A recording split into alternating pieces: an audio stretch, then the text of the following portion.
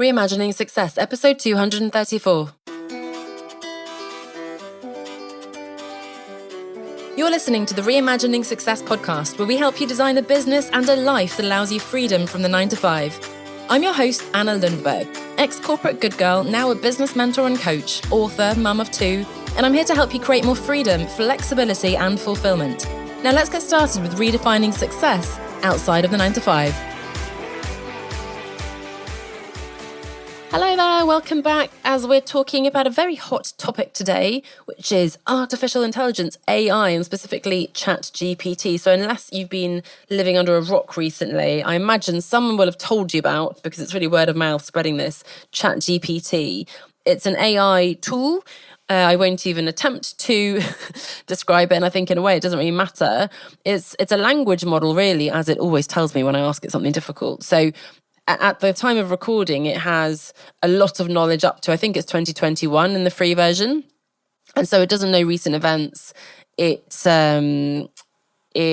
well, what can I say about limitations? But it's a great tool, in fact, is what we want to look at today, how we can use it. Yes, it's a little bit scary. The rise of the robots, Terminator is coming, and there are lots of, it's sort of a wild west in terms of legalities and so on. But, you know, we talked about ethical marketing last week.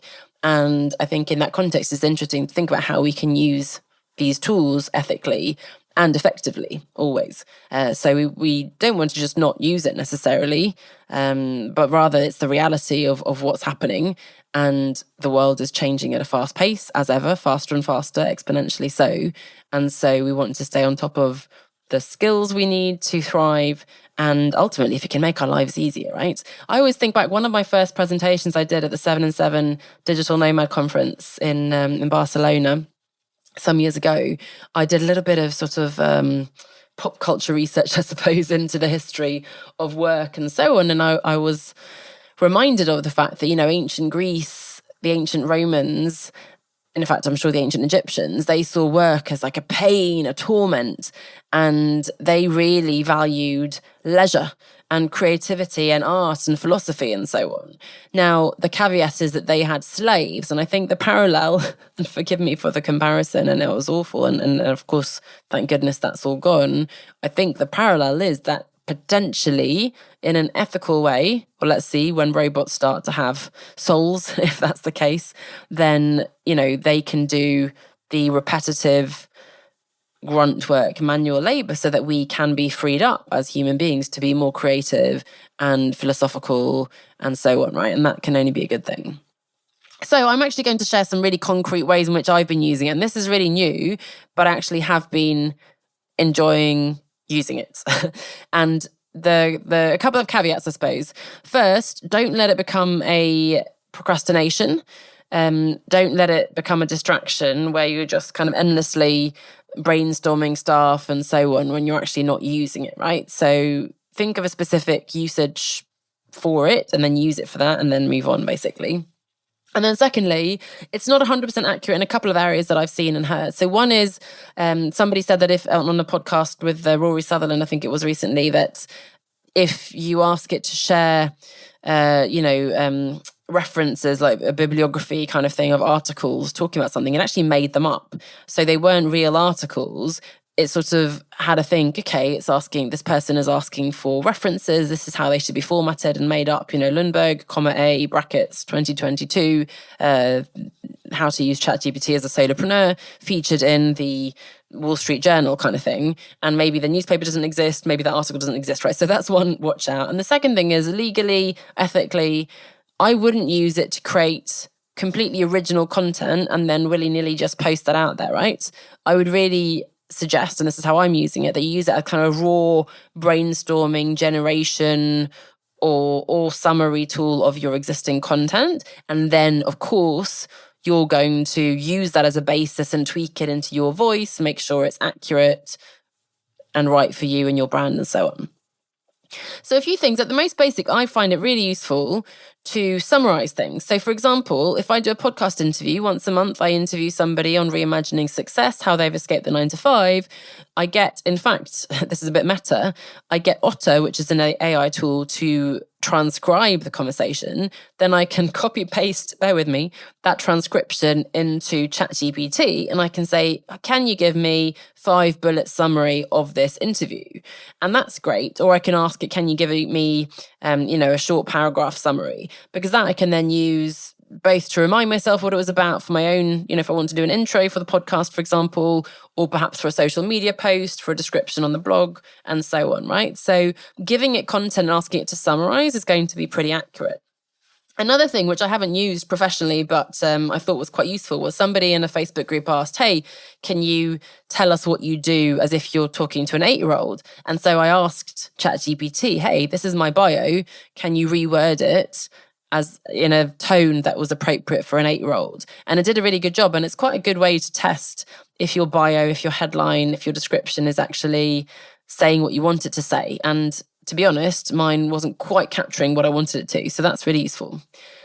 I also have, of course, these solo podcasts, which again, are transcribed via otter.ai. So I can paste the transcript of this conversation with myself, this podcast episode, and ask, can you please draft a short Instagram post with hashtags to promote this podcast episode, or a YouTube description with hashtags, right?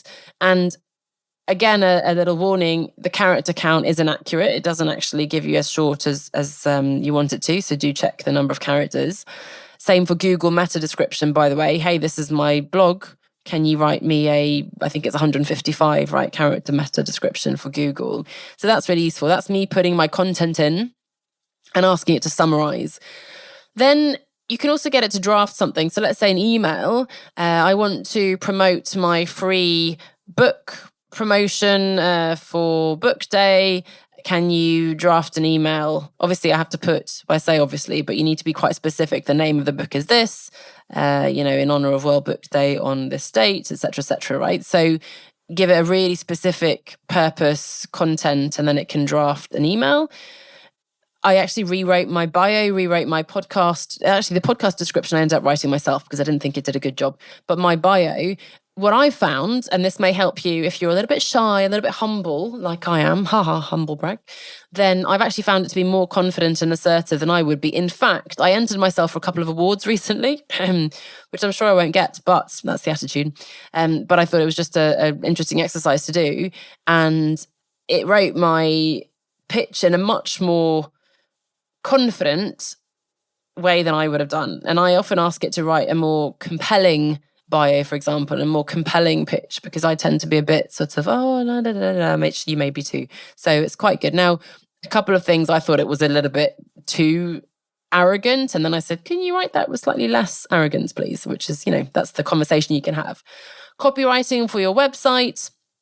Generating ideas. Hey, can you give me 10 blog article ideas for the topic of ethical marketing, of choosing the right business model in your business, or building a personal brand, right? So just getting ideas for content. You can also ideally feed it with your existing, hey, my most popular posts, articles have been on these topics. What else can I write about this? Or my last workshop was on this topic, my last article, what can I do next? Brainstorming the names of programs. So I'm really, I'm thinking of a new higher level program, and I want to say desperately, that's the wrong word, but I'm very keen to find a really cool word name for it. And so far it hasn't quite come up with the way I wanted it to, but it's because I've got sort of, maybe high expectations. It needs to be, there might need to be the URL available. It needs to, of course, not have any other competitor, have that, the trademark and so on. But, you can ask it for 10 ideas on the concept of, okay, this business freedom accelerator or something, or this is going to be the inner circle for high level mastermind. Workshops, it has worked. I did the Skyrocket Your Productivity workshop a couple of months ago, probably when you listen to this, and I certainly wouldn't have used that terminology myself. So fun to experiment with these things. Books, by the way, my friend and former colleague has used it for a new book on AI, in fact, and got the title from ChatGPT. Another thing for B2B, so for my business work, corporate work, I asked it, I was toying with the idea, and I'm still kind of drafting it, of writing a white paper. So I asked it just initially to try to see how this tool worked. How should I structure a white paper? And then what are 10 ideas for titles on this topic? What kind of data points should I use to justify my points? So those are some ideas, right? And I know there are so many others, but if you're not using it yet, I hope there's one or two things that you can use in there, right? Summarizing things, writing, drafting posts for you. I've also shared, this is a quote I want to share, my own quote on funnily enough, that's another mistake it made. So I said, can you write me an accompanying LinkedIn post for this quote? And it did it for me, and it made up a name, I think. And I said, no, you're wrong. That quote is by Anna Lundberg. Can you please correct it? And it did. It said, so sorry, I've now credited it to the right person. So can you accompany this quote with a post? And again, it's not 100% what you want it to be, but it just gives you ideas and alternatives. Which does remind me, I don't know if you've ever Googled yourself, which you of course should as part of your online brand audit. I did ChatGPT myself, and I was pretty thrilled with the answer because there is another Anna Lundberg who's an actress, beautiful. I'm not sure if she's married, but she's had a baby with, is it Michael Sheen? I always confuse Michael Sheen and Martin Sheen. I want to say Michael Sheen, the UK actor who I love as well. And she's always infiltrated my media presence online if you search for Anna Lundberg. But ChatGPT did come back with Anna Lundberg is a coaching consultant or, author of this book, blah, blah, blah. And I did say, hey, are you saying that just because I'm Anna?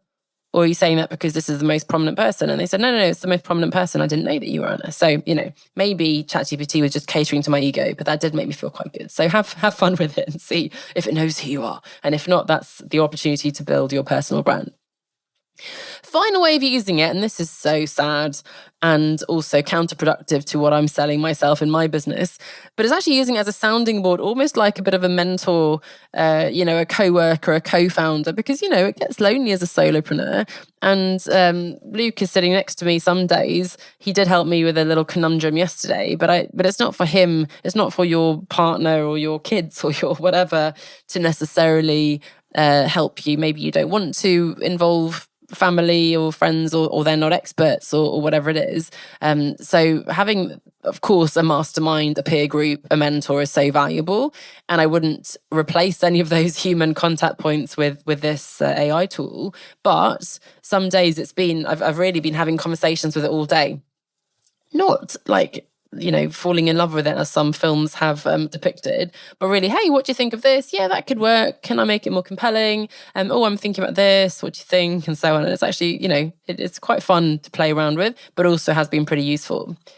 So a few final tips. The more specific you are in your input, the more specific your output will be, right? If you just say, write an article about this, it's not going to be in your tone of voice and so on. I would imagine, I haven't got there yet, but if I gave it, 10 of my articles and asked it to write in my voice, it could probably do it.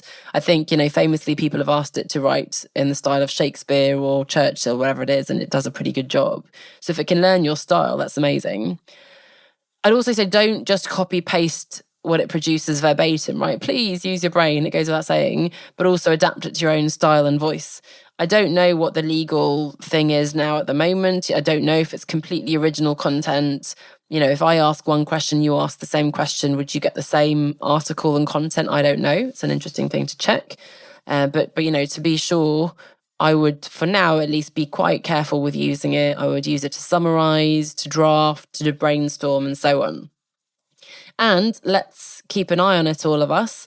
And above all, I think learning to use prompts effectively will be really important, right? So the way you ask Alexa, can't say her loudly in case she responds, the way you Google, back in the day, I remember when we first started searching for things, you should put quotation marks, you shouldn't have the and, or in there and so on, right? And actually, of course, Google has become much more sophisticated now, but ChatGPT might even replace Google, and learning to use the right prompt to get the answer you need will be a really important skill.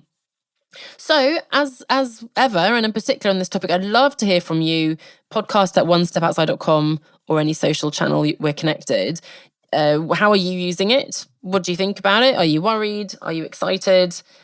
Have you got ideas for how I can use it differently, or how you think we shouldn't be using it? I'd love to start a conversation on this. So hope that was useful. A little bit of a list of ways in which I'm using it. I'm sure that will evolve and I'll come back to it later. So how to use ChatGPT as a solopreneur. Thanks so much, and I'll see you next week. Bye for now. Thanks for listening to Reimagining Success with Anna Lundberg. I'm sure you know someone, a friend, a colleague, who could also benefit from this podcast. I'd love for you to share the podcast or maybe your favorite episode with them so that they can listen too. Thank you so much for your support.